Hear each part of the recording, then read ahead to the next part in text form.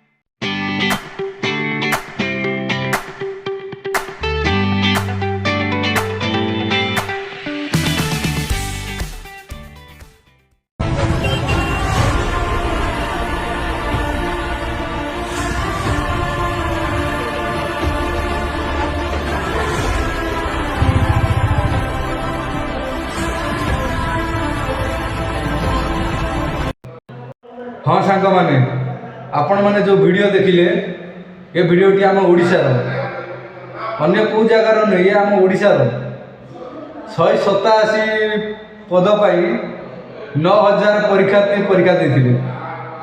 ये आम ओडिशार संबलपुर है।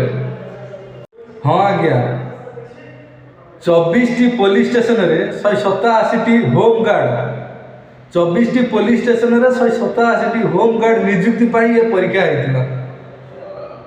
एठी आश्चर्यर कथा है कि 187टी होम गार्ड नियुक्ति पाई 9000 परीक्षार्थी परीक्षा देथिले।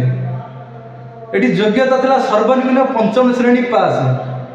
आपण शुणिले आउरी आश्चर्य हे ये 9000 परीक्षा देथिले सेमानक मध्यरु प्राय उच्च शिक्षित लोक प्राय हाई एजुकेटेड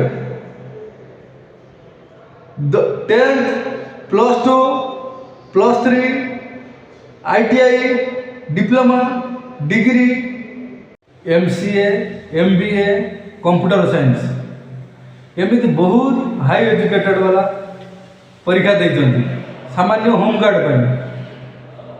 एथुर जना पड़ुची जे आम ओडिशा रे केते बेरोजगारी अच्छा 187 पदवी खाली अच्छी माने 187 पिला सिलेक्शन हे, बाकी सब पुणी से बेरोजगारी हो।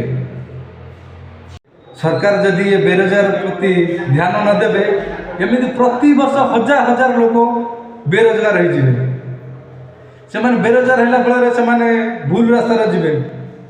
जो मैंने गवर्नमेंट सर्विस कर भल सालेरी पाँच से भल सालेरी अच्छी बट सरकार पुणी प्लान कर सालेरी और बढ़िया कि जो मैंने बेरोजगार अच्छा बेकार अच्छा से प्रति ध्यान ना। आपण जो सालेरी बढ़िया चेष्टा कर सालेरी जो मैंने बेरोजगार अच्छा यदि से रोजगार देवे तो से उपकृत हे। जो मैंने गवर्नमेंट सर्विस प्रिपेयर होती जो मैंने गवर्नमेंट सर्विस प्रिपेयर होती बहुत दिन धरी होती से हो पार ना। आपण ट्राए करूँ बहुत चेष्टा करूँ आपण पाखे दक्षता अच्छी माने आपण बहुत चेष्टा करूँ। जदि आपण पाऊना तेल आपण बेकार हूँ ना, भूल रास्तार जातु ना। पैसा कमाइबा बहुत भल रास्ता अच्छी, दयाकोरी आप भूल रास्ता को जीवेनि, भूल उपाय पैसा कमेबे ना। गवर्नमेंट नहला ना प्राइवेट भी प्राइवेट रे बहुत भल सालेरी अच्छी, बहुत भल कंपनी अच्छी, बहुत भल माध्यम अच्छी जो जहाँ उपाय आपण मैंने पैसा कमे पारे।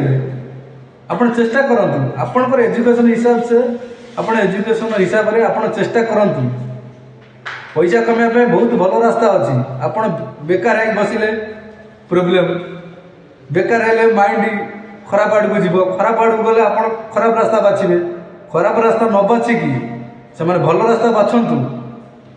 पैसा कमाइबा एमती बहुत भल रास्ता अच्छी जहाँ आपको सुइटेबल लगे ଯେକୌଣସି ଭଲ ରାସ୍ତା ଆପଣଙ୍କୁ ସୁଇଟେବୁଲ୍ ଲାଗିବ ଆପଣ ସେ ରାସ୍ତା ବାଛନ୍ତୁ ଆଉ ଆପଣ ପଇସା କମାନ୍ତୁ।